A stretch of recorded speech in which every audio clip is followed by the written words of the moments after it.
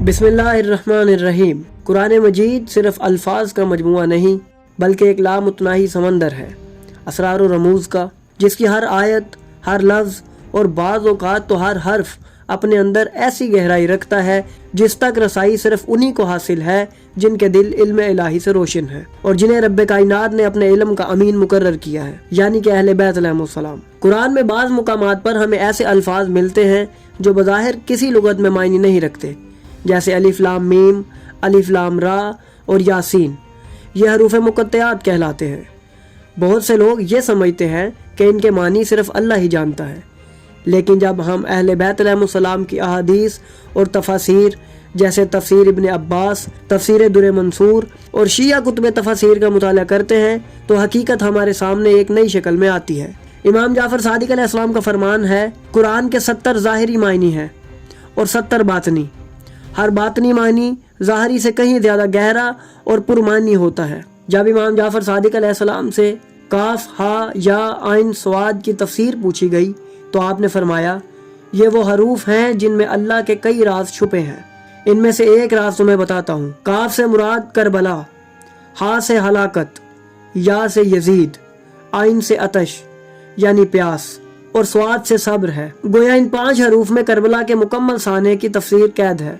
इमाम का ये फरमान गोया करबला की तफसीर नहीं बल्कि करबला का नोहा है जो हरफों में ढला हुआ है। यहाँ एक और अजीम और रिक्कत अमेज वाक़या तारीख में महफूज है। हज़रत ज़करिया अलैहिस्सलाम ने बारगाह इलाही में अर्ज़ की, ऐ मेरे रब, मुझे उन 5 पाक हस्तियों के नाम सिखा दे जिनका मुकाम तेरे नज़दीक सबसे बुलंद है। बस अल्लाह ने उन्हें मोहम्मद, अली, फातिमा, हसन और हुसैन अलैहिमुस्सलाम के मुकद्दस नाम अता फरमाए। हज़रत ज़करिया जब इन अस्मा को पढ़ते तो उनका दिल खुशी से झूम उठता, लेकिन जब वो हुसैन अलैहिस्सलाम पर पहुंचते तो उनकी आंखों से आंसू रवां हो जाते और दिल पर एक अजीब कैफियत तारी हो जाती। उन्होंने इस गम की वजह दरियाफ्त की तो अल्लाह ने उन पर वही नाजिल फरमाई और काफ, हा, या, आइन, स्वाद के हरूफ उन्हें सिखाए।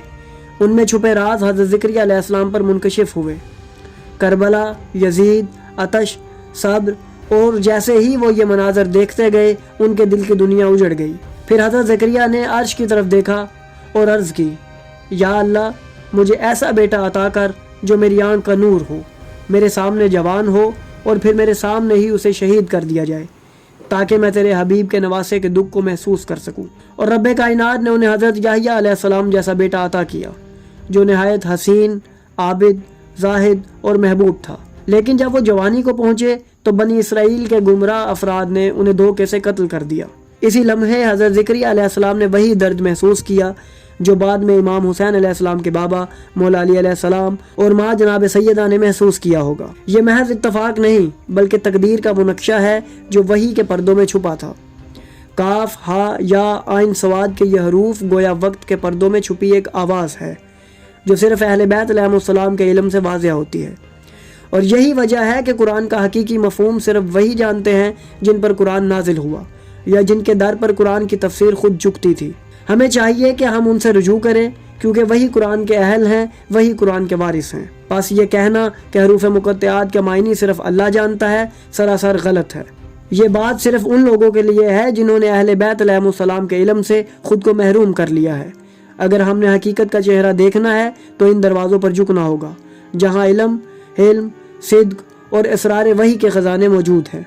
नाज़रीन, काश हम इस हकीकत को जान लें और कुरान को सिर्फ तिलावत के लिए नहीं बल्कि तदब्बुर, तफक्कुर और अहले बैत अलैहिमुस्सलाम के नूर से समझने की कोशिश करें, क्योंकि कुरान अहले बैत अलैहिमुस्सलाम के बगैर एक बंद किताब है और अहले बैत अलैहिमुस्सलाम कुरान के बगैर एक छुपा हुआ राज। इन दोनों को एक साथ समझा जाए तो ही हरूफ मुक़त्तआत जैसे हरूफ भी बोलने लगते हैं। और अगर आपको हमारी ये काविश पसंद आई तो हमारी वीडियो को लाइक करें, हमारे चैनल को सब्सक्राइब करें और बेल आइकन को भी दबा दें ताकि आपको हमारी आने वाली मज़ीद वीडियोस मिलती रहें और आप इल्म से मुस्तफ़ीद होते रहें।